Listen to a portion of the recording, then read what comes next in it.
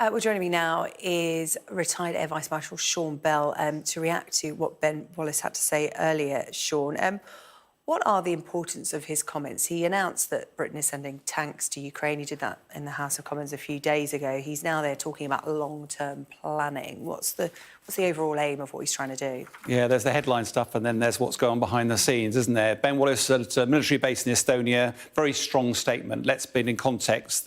Next to the US, the UK is one of the leading contributors of military aid to Ukraine.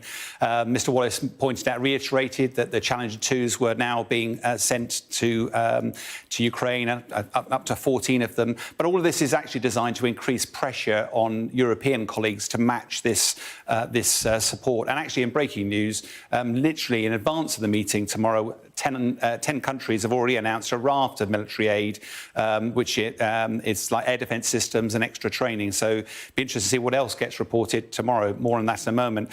But Ben Wallace also highlighted the need for a multi-year strategy. One of the things that Putin's been doing is mobilising the defence industry and preparing his domestic audience for the long term, fully expecting that the West's appetite for this war will diminish over time. Ben Wallace was very clear in his firmness of resolve for the long term here. The challenge will be turning those words into action. What we do know, though, is that the polls recently conducted today show very strong UK support for continuing the military aid. There's well over 2/3 of the UK population voted that either to maintain or increase the level of support for this war.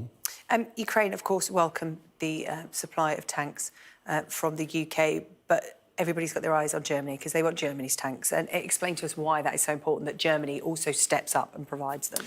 Yeah, it's been interesting, the whole conversation about tanks, because Europe was very happy to support Ukraine when it was on the defence, but actually moving to the offence and providing things like tanks has risks being seen as escalatory, and that's put a little bit of concern in some European leaders' mind.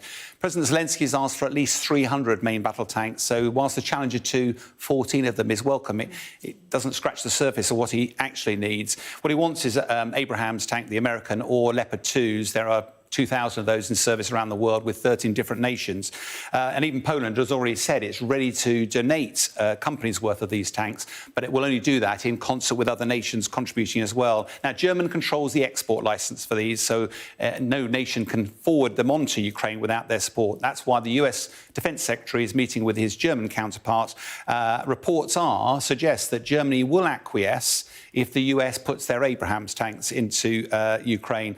But I suspect there's a lot of politics behind the scenes here, that the US, who are by far the biggest donors of money and military aid, will probably see this as a great opportunity for Europe to step up. Tomorrow is the big meeting, over 50 nations represented at the military air base at Ramstein.